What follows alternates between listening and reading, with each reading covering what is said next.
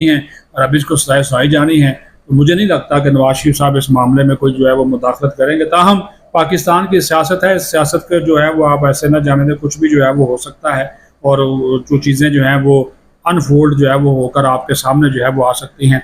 अब मैं आपको बता दूं कि कल भारत ने वज़ीर आला खैबर पख्तूनख्वा अली अमीन गंडापुर का एक बयान फाइनेंशियल एक्शन टास्क फोर्स में पेश किया और उसको शवाहद के तौर पर पेश करते हुए ये कहा कि पाकिस्तान को FATF की ग्रे लिस्ट में शामिल किया जाए, क्योंकि एक सूबा जो खैबर पख्तूनख्वा है उसका वज़ीर आला ये कह रहा है कि हम दहशत गर्दों को पकड़ते हैं और हमारी जो फ़ौज है या हमारे जो फ़ौजी इदारे हैं वो उसको दहशत गर्दों को छोड़ देते हैं।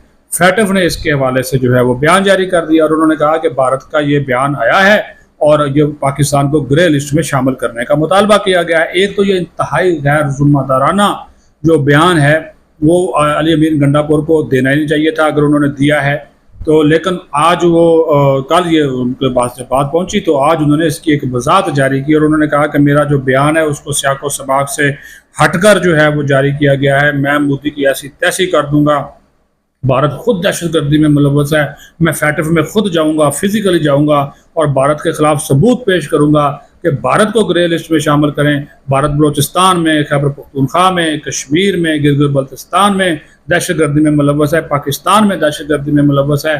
तो वो जनाब लगता है कि गंडापुर साहब को या तो अकल आ गई है क्योंकि वो एक सूबे का वज़ीर आला भी है, या फिर उनका सॉफ्टवेयर अपडेट हो गया है कि उन्होंने जो बयान फिर 4-5 मिनट का जारी किया है वो उससे जो नज़र आ रहा है कि उनका जो है वो सॉफ्टवेयर अपडेट हुआ है और उनको भी अकल आ गई है। लेकिन ये एक जब बंदा सूबे का चीफ एग्जीक्यूटिव वो भाई पाकिस्तान की जो पॉलिसी है उसको फॉलो करे और हर मामले पे टांग मत उड़ाया करे। गंडापुर साहब, आप सियासत करते हैं अपनी जमात के लिए वो आप करें, लेकिन हर जो मामला आपकी समझ में नहीं आता उसके अंदर क्यों आप टांग उठाते हैं। किसी पाकिस्तान की सुबकी हो।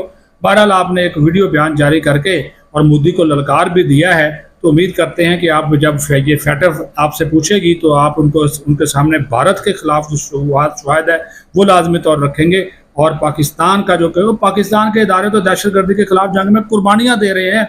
हर रोज़ हमारे जवान, हमारे इंटेलिजेंस इदारों के एहलकार, अफसरान, फौज, FC, पुलिस, वो सब शहीद हो रहे हैं। वो बेचारे दहशतगर्दों को क्यों छोड़ेंगे, वो तो दहशतगर्दों को चुन चुन कर मार रहे हैं। तो इस किस्म के गैर जिम्मेदाराना बयानात मत दें जिससे आपके दुश्मन को फ़ायदा हो। बहरहाल अब आपको भी वो जो अली अमीन गंडापुर का जो स्टेटमेंट है, वो जो बयान है, जो उनकी वजाहत है, जो उनकी तरदीद है, जो उन्होंने मोदी को ललकारा है, वो भी आपको जो है वो दिखा भी देते हैं और सुना भी देते हैं। बाकी फैसला आपके हाथ में। पाकिस्तान जिंदाबाद।